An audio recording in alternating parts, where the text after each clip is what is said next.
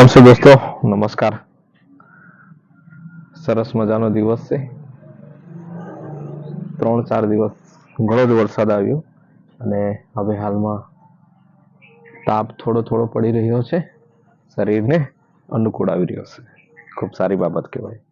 સૂર્ય આજે પ્રકાશમાન છે, દેખાઈ રહ્યો છે.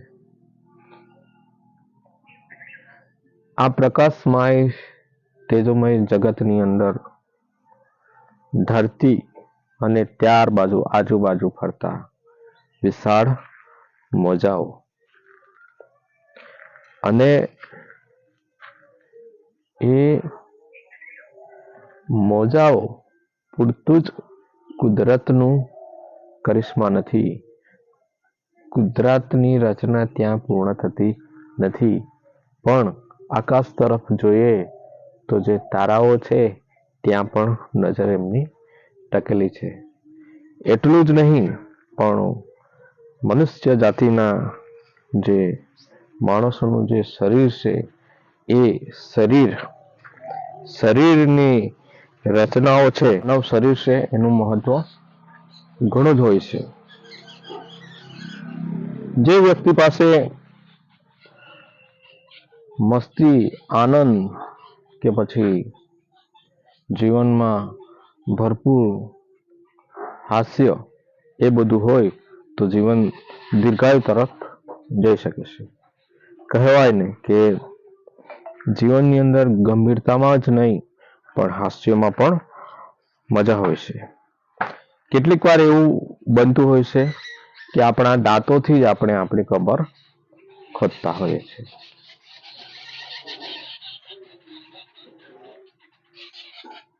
હોરેસનું એક આપણે ઉદાહરણ લઈએ સમજવા માટે. હોરેસે લખ્યું હતું સરસ મજાનું કે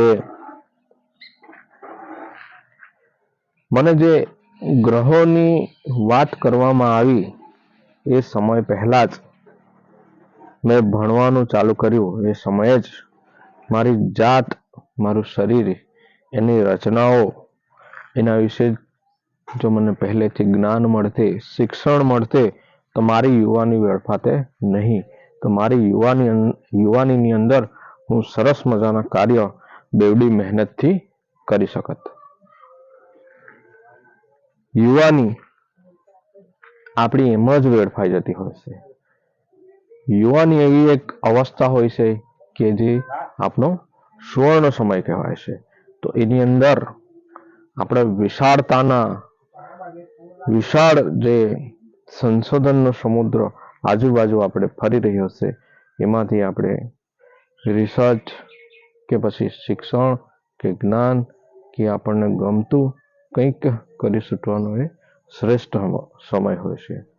તો એ અવસ્થા આપણે સાચવી શકત એ દિશા તરફ બધું હોય જ છે, પણ તે છતાં પણ આપણે એમાં એટલી બધી ચાંચ ડુબાવતા નથી અને બીજી દિશા તરફ આપણે વિષયાંતર થઈ જતા હોય છે. તો એ વસ્તુને આપણે કઈ રીતના એક્સેપ્ટ કરીએ, સ્વીકારીએ અને આપણામાં જે કાંઈ છે પ્રતિભા એને એના જોડે અનુકૂલન સાધીને આગળ વધી શકીએ અને જે ફતેહની દિશા છે એ તરફ આપણે આગળ જરૂરથી જઈ શકીએ. પણ ફતેહો એને જ મળે છે જેમનું સ્વાસ્થ્ય સારું હોય.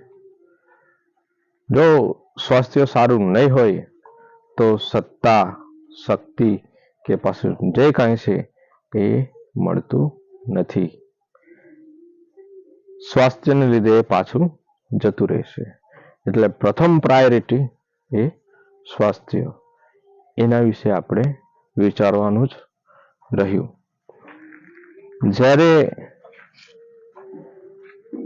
લેન્ડી જે ઇટાલિયન નું બહુ મોટું ઝૂમ હતું, મ્યુઝિયમ, તો એની અંદર એ એપોલોનું જ્યારે બાવલું જોઈએ છે, એ ચિત્રકાર હતો તો ઇટાલિયનનું જ્યારે એ બાવલું જોઈએ છે તો તે જોઈને રોમાંચિત બની જાય છે, અસ્કમંજસ્કમાં પડી જાય છે. આટલું મોટું બાવલું તો એ હતું ગામડાના યુવાનોનું બાવલું, જે અમેરિકાના ઉત્તર ઇન્ડિયન્સના જે યુવાનો હતા, ગામડાના જંગલોમાં રહેતા હતા અને એટલા મજબૂત કાઠીના તગડા માણસો કે તેઓ મરતા તો શીતળા કે પછી ગોળીઓથી જ મળતા. કહેવાનો મતલબ એ કે એ રીતના તેઓ પોતાનું સ્વાસ્થ્ય બનતું હતું. જ્યારે અત્યારના જે યુવાનો હોય એ યુવાનો ફિક્કા, સાથી વગરના કે પછી એવી રીતના હોય છે કે જે પોતે કંઈક કરવાનું હોય છે, જે સહન કરી શકતા નથી અને વેદના સહન કરી શકતા નથી, દર્દ સહન કરી શકતા નથી અને જે ફતેહ હાસિલ કરવાનું હોય છે એ મેળવી શકતા નથી. તો એ વસ્તુ માટે મહત્વની વસ્તુ છે કે પોતે પોતાની તરફ ધ્યાન આપવું જોઈએ. કેમ કે કુદરતે આપણને દરેક વસ્તુઓ આપી જ છે, તો પ્રથમ આપણી પ્રાયોરિટી એ જ બનશે કે આપણે સ્વાસ્થ્યને ધ્યાન આપીશું. કહેવાય છે કે જે કેટલાક વ્યક્તિઓને આપણે આપણી સાથે નિકટ રાખીએ છીએ એટલું જ સ્વાસ્થ્ય બગડે છે. એટલે જેમ બને તેમ પોતાનું કામ, પોતાનું જે કંઈ છે એની અંદર રચ્યા પચ્યા રહો અને એમાંથી કંઈક વિશેષ મેળવવાની પ્રયત્ન કરીએ. આપણું સ્વાસ્થ્ય છે તો એ સ્વાસ્થ્યને આપણે એક સારી દિશા તરફ લઈ જવાનો પ્રયત્ન કરીએ. પુસ્તકોમાં લખાયું પણ છે કે ઓછામાં ઓછું 2 થી 3 કલાકનું વર્ક તો દિવસ દરમિયાન થવું જ જોઈએ. તો જ જીવન સારું અને સુંદર બની રહે. સાથે સાથે હાસ્ય વસ્તુ એ પણ સાથે રહેવું જ જોઈએ. એટલે આપણે દીર્ઘ આયુષ્ય તરફ જવાનું એક પ્રયાણ એ રીતના હોઈ શકે. મિત્રો, દોસ્તો, આ કેટલીક વાતો હતી કે જે મેં વાંચી પુસ્તકોની અંદર, સાહિત્યની અંદર, એ મને સુંદર લાગી એટલે આપ સમક્ષ રજૂ કરવાનો મેં પ્રયાસ કર્યો છે. બસ આપણો આ એક નાનકડો જ વિડીયો હતો. તો આ વિડીયોને જરૂરથી તમે જોજો, સમજશો. વાત થોડી ગંભીર છે પણ ગંભીરતામાં થોડું હાસ્ય લાવીને આપણા સ્વાસ્થ્યને એને પણ આપણે સુંદર બનાવીએ એ દિશા તરફ આપણે પ્રયાણ કરીએ. અને આ ટૂચુકડા વિડીયોને જરૂરથી આપને ગમશે તો શેર કરજો, લાઈક પણ કરજો અને સબસ્ક્રાઈબ પણ કરજો. આ આપણી નાની ચેનલ છે, એનો ગ્રોથ વધારવાનો છે દોસ્તો. સાથ સહકાર તમે જરૂરથી આપજો. બસ બધાને નમસ્તે, નમસ્તે, નમસ્તે.